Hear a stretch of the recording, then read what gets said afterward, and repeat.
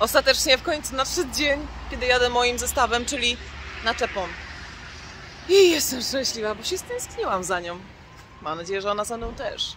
Słuchajcie, ale tak naprawdę dzisiaj nie o tym. Chciałam dzisiaj podjąć temat z Wami dość powszechny, ponieważ wiąże się on z najczęściej zadawanymi przez Was pytaniami właśnie w moim kierunku, czyli jak wyglądały Twoje początki.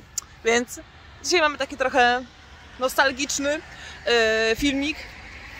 Jak te początki wyglądały u mnie? Powiem tylko tyle.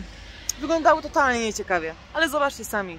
Widzieliście na załączonym obrazku, ten odcinek powstał we współpracy z firmą Bonabanco. Bonabanco jest twórcą klastra Bonabanco Team, a co to oznacza dla nas i dla Was? Jest to miejsce, gdzie można bezpiecznie budować relacje z firmami, z przewoźnikami i ze spedycjami. A pieniądze nawet po wykonanym frakcie możecie uzyskać w ciągu 24 godzin. Po więcej informacji wbijajcie w link, który jest zamieszczony pod filmikiem w komentarzu. O rany, patrzę na siebie i nie dowierzam po prostu, jak ja wyglądałam wtedy. Przez te 7 lat się naprawdę zmieniły kanony piękna. To już był drugi dzień trasy. Wyglądam, jakbym nie wyglądała. Co mam na głowie, to ja absolutnie przemilczę. Ale miałam dres, były 3 paski, więc jest spoko, nie? Ale zobaczcie za to, jaka jest maszyna. DAF 106, nowiutki. No i jeszcze nawet, mapę mieliśmy. Mieliśmy nawigację, ale wspomagaliśmy się mapą. Kurczę, bo pewnie byście nie uwierzyli. Tak, uczyłam się też jeździć palcem po mapie i z tej mapy korzystać.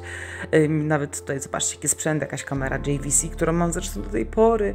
Nie miałam chyba wtedy GoPro, nawet nie wiem, czy wtedy wychodziło już GoPro. Nie pamiętam tych czasów za bardzo, nie pamiętam, jak to wtedy wyglądało, ale pamiętam, jaki mi stres wtedy towarzyszył. To były moje pierwsze trasy. Ja byłam naprawdę mega zestresowana, mega skupiona na jeździe i w ogóle byłam już zestresowana tym, że za 113 km musiałam zjechać z autostrady. I tutaj się zaczynały schody, bo jadąc z autostradą jest spoko, jest prosto, szeroko i daleko można tak sobie jeździć, ale wiadomo, kiedyś ta droga musi się skończyć i trzeba zjechać na przykład w centrum miasta i ja właśnie tego się bałam najbardziej. Nie miałam wyczutego gabarytu auta, bałam się, że sobie nie poradzę, że coś przytrę, kogoś przytrę, że wjadę pod wiadukt, który będzie na 3,5 metra, że utknę, że nie zauważę czegoś. Dla mnie to było naprawdę za dużo rzeczy do ogarnięcia na tych pierwszych kilka tras. Dlatego wydaje mi się, że lęk jest naprawdę uzasadniony. Musimy sobie poradzić z reguły z dala od domu, w miejscu, gdzie nikt nie mówi w naszym języku, najczęściej sami. Tutaj właśnie jechaliśmy do klientów, którzy się odezwali po dłuższej przerwie. Otworzyły się po prostu drogi na Danię i dlatego był kierowca bardzo potrzebny i oto jestem ja. Po prostu potrzebowali kierowcę i udało mi się przedostać, że tak powiem. Tutaj jechaliśmy akurat, tutaj jest świetna taka ciekawostka. Jedziemy cieśniną, nad cieśniną Wielki Bełt. To jest Wielki Bełt. Wygooglajcie sobie, most jest przepiękny, nazwa jest też przepiękna. Łączy ona w tej właśnie wyspy. Do tej pory można było przeprawiać się promami i chyba zajmowało to około 1,5 godziny. A tutaj most jest o długości bodajże 17-18 km i teraz ta przeprawa zajmuje 15 minut. No i przy tym widoki są wspaniałe. Tutaj nawet mieliśmy na telebimach informacje o bardzo silnych podmuchach wiatru.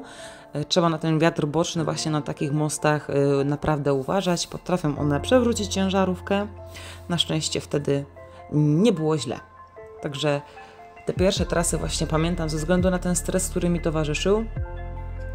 Bo bałam się dosłownie wszystkiego. Może i dobrze, może dlatego, że byłam taka pokorna w stosunku do drogi, w stosunku do maszyny. Może to mnie uchroniło od jakichś takich dziwnych przypadków. Czasem nie warto być zbyt pewnym siebie. Oczywiście, kiedy człowiek jest pewien swoich umiejętności, szczególnie za kierownicą, to bardzo dobrze, ale nie w momencie, kiedy się jeszcze uczy. A ja tutaj byłam po prostu takim świeżakiem, totalnym świeżakiem. No i się wszystkiego bałam. Tutaj już zjeżdżaliśmy właśnie powoli z tego mostu. Jechaliśmy pod Kopenhagę. Tam mieliśmy na pewno klientów i gdzieś jeszcze i ja już nie pamiętam, kurczę, gdzie. 7 lat temu. Czas robi swoje, co nie? A wiecie co? Lubię siebie bardziej teraz niż to 7 lat temu. Tutaj właśnie wyjeżdżaliśmy już z promu. Zobaczcie, jak tu jest szeroko. A ja oczywiście się bałam, że tam się nie zmieszczę, że pourywam lusterka. Tutaj zaraz wyjdą służby porządkowe, żeby już kierować ruchem. Dobrze, że wtedy jechałam w podwójnej obsadzie, że się uczyłam, bo wiecie co, ja na taki pierwszy rzut, o matko, ja bym chyba nie wyraziła zgody, żeby jechać tam samej, ja bym nie ogarnęła tego, na pewno nie. Także podziwiam, jeżeli są takie osoby, które mnie słyszą, które sobie z tym radziły od razu, to naprawdę mega podziw, bo dla mnie to była wtedy czarna magia. Czarna magia. Tam już czekali, żeby wjechać na ten prom. Ja się bałam, że się pogubię, wiecie? Że w ogóle nie trafię w rajkę wyjazdową, nie będę wiedziała jak wyjechać, gdzie mam iść w ogóle, żeby w ogóle się tutaj zameldować, że ja miałam wykupiony bilet na przeprawę promową. O rany. Tutaj kolejni czekali na wjazd, na prom, środek nocy. Te miejsca nigdy nie śpią. Kierowaliśmy się w stronę autostrady i ruch był naprawdę wtedy mały. Nie wiem jak to teraz wygląda, czy to się zmieniło. Ruch był mały i dobrze. Gdyby był duży, to już w ogóle bym była zestresowana. I tego to jechaliśmy sobie dalej. Także naprawdę, słuchajcie, początki dla mnie były mega ciężkie. Ja nie mogłam się doczekać, kiedy będę w takim punkcie, kiedy w końcu powiem, tak, umiem to. Umiem cofać pod rampy, umiem sobie radzić, umiem jeździć i wtedy dobrze, że w ogóle zaczynałam od solówki. Tak naprawdę to był tandem, to było solo z przyczepą akurat. Wtedy było trochę mniej towaru, bo to była zima. Zimą zawsze mamy mniej towaru, jeżeli chodzi o moją firmę, ale normalnie DAF był przeznaczony do jazdy z przyczepą. Tak zwaną teściówką, jak to mój kumpel mówił. Teściówka została wtedy na bazie, jechaliśmy samym solo. I kurczę, bardzo dobrze, bo wtedy przy solówce naprawdę człowiek się lepiej uczy, także jeżeli macie taką możliwość, pouczcie się na początku może jeździć całą solówką, a dopiero później z naczepą. Jeżeli oczywiście macie taką możliwość, bo nie każda firma takie możliwości ma.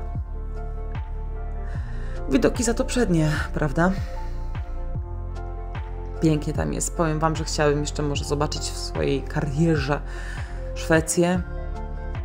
Chciałabym zobaczyć Norwegię i Hiszpanię, bo tam nigdy nie byłam. We Włoszech za to byłam, dlatego jestem we Włoszech zakochana i mogłabym tam mieszkać. Może ze względu na ten ciepły klimat, na te piękne uliczki, na te góry. Nie mam pojęcia. Może też na samo to, że po prostu ja lubię makaron, uwielbiam spaghetti. O, tu ja, o Jezus Maria, ja chyba nawet nie miałam uniformu. Widzę, że tam polar jakieś z tyłu leży, ale czy koszulki już miałam? No, to były początki, naprawdę początki. Kurczę, ale byłam szczupła. No, tutaj znowu wjeżdżamy na prom. No, zobaczcie, jak jest szeroko. A ja się bałam, że ja się nie zmieszczę w tą bramę. No, to jest właśnie to, kiedy człowiek nie ma wyczutego gabarytu. Dlatego ja zawsze powtarzam, jeździć, bo wtedy dopiero się nauczysz. Tylko doświadczenie łapiesz poprzez czas spędzony za kierownicą. Oczywiście zimno było wtedy jak Franca, wiało jak Franca, tego nie widać, ale naprawdę było mi wtedy bardzo zimno, ale nie mogłam po prostu nie wyjść na zewnątrz i nie popodziwiać w ogóle tych krajobrazów. Wcześniej rano to było, nie pamiętam która godzina, ale pamiętam, że to było wcześniej rano. Byłam sama, zobaczcie, nikogo tam nie było, wszyscy się ogrzewali w środku, ale oczywiście nie, Kaśka musiała wyjść. No i dobrze, że wyszłam, pokamerowałam, zobaczcie jakie mam ładne ujęcia. To jest zasadniczy plus pracy kierowcy. No, takich widoków nie zobaczysz zza biurka. Oczywiście jest kilka zawodów, dzięki którym możesz pozwiedzać. Możesz być zawsze stewardessem albo stewardem. Możesz być pilotem samolotu. Możesz być, nie wiem, ambasadorem bądź... Nie wiem, możesz mieć taką posadę, gdzie musisz faktycznie na przykład jakieś audyty przeprowadzać i jeździsz sobie po różnych krajach i nie tylko po Europie. Okej, ale tak naprawdę no, praca kierowcy jest, że tak powiem, na wyciągnięcie ręki. No, dzieli cię tylko zrobienie kwitów i możesz jeździć i możesz już zobaczyć to, czego inni nie zobaczą przez, nie wiem, lata swojego życia albo nigdy w życiu. Także tak, uważam, że to jest zasadniczy, największy plus. Te widoki, możliwość po prostu zwiedzania, możliwość jeżdżenia. Ja uwielbiam po prostu jeździć, uwielbiam podróżować. Dlatego po prostu na dłuższą metę, jak siedzę w domu, to no mi to nie pasuje. To nie jest mój styl życia. Uwielbiam być w ruchu, uwielbiam gdzieś być. Stena Line to pamiętam jak żeśmy się z tą firmą kontaktowali, żeby bukować sobie przejazdy. Pięknie, co? Nie ma to jak powiew bryzy morskiej o poranku. Wiecie, co jest najlepsze? To były początki moich tras, początki mojej pracy i ja wtedy wracałam właśnie z Danii, bodajże o 6:30 byłam już w domu zazwyczaj, a na 8 szłam do pracy. No, kilka miałam takich tras, że jeszcze po prostu po trasie szłam do pracy. O, tutaj ten autokar. Pamiętam, bo tam chyba ich policja trzepała, nie wiem czemu, może dostali jakiegoś cyna. Coś tam się działo, dlatego tak sobie kamerowałam. No, autokar pojechał, policja też. No, czekaliśmy na wjazd. Z Danii przeprawialiśmy się do Rostoku. Teraz już na Danię nie jeździmy. Znowu ci klienci ucichli, a my tak naprawdę zostali nam klienci właśnie koło Rostoku i tam właśnie jeszcze jeździmy do tej pory. No i tyle. Słuchajcie, takie były moje początki. Naprawdę je źle wspominam, bo byłam bardzo zestresowana. A jak to było u Was?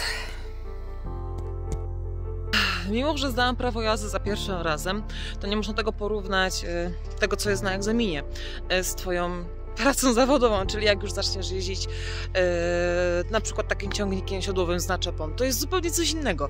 To jest coś, czego się nie nauczysz ani na kursach nauki jazdy, ani tym bardziej już na egzaminie. Na egzaminie tak naprawdę chodzi tylko o to, żeby zdać.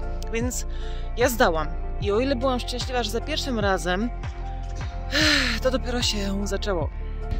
No i tak samo się na pewno zacznie i u Was, że kiedy po prostu wsiądziecie w taki już duży zestaw, to dopiero zobaczycie, co ta praca znaczy i jak długo trzeba jeździć, żeby wyczuć w ogóle ten gabaryt, żeby wyczuć w ogóle, jak to auto zachowuje się na zakrętach, bądź cofając pod rampę, bądź w ciasnych uliczkach. Tak naprawdę, ja zawsze to powtarzałam, tak naprawdę, jeżeli zdasz prawo jazdy, to żeby się jak najszybciej nauczyć, trzeba jeździć i jeszcze raz jeździć. Nie ominiesz po prostu tego, nie przeskoczysz pewnych rzeczy, nie nauczysz się tego tak, to nie spada z nieba. Możesz być świetnym kierowcą, ale to trzeba wyćwiczyć, po prostu. Wszystko co nowe może budzić lęk i wszystkiego musimy się nauczyć. Czy to jest mycie szyb, czy to jest cokolwiek innego, czy to jest jazda ciężarówką, czy to jest nauczanie dzieci w szkole, czy to jest nawet, nie wiem, obieranie, krojenie ogórka w kuchni, w jakiejś restauracji. To na początku faktycznie jakiś lęk stwarza, ale pamiętajcie, jeżeli chodzi o kobiety, wydaje nam się, że my jesteśmy gorsze w pewnych rzeczach od mężczyzn.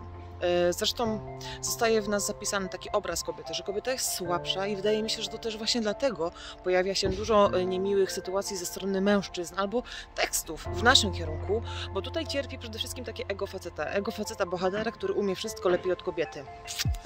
Tutaj niestety jest trochę inaczej. Kobiety pokazują, że potrafią tak samo jak faceci, albo nawet i lepiej od facetów, także ja trzymam kciuki za każdą kobietę. Nie dajcie się stereotypom, nie dajcie się komentarzom.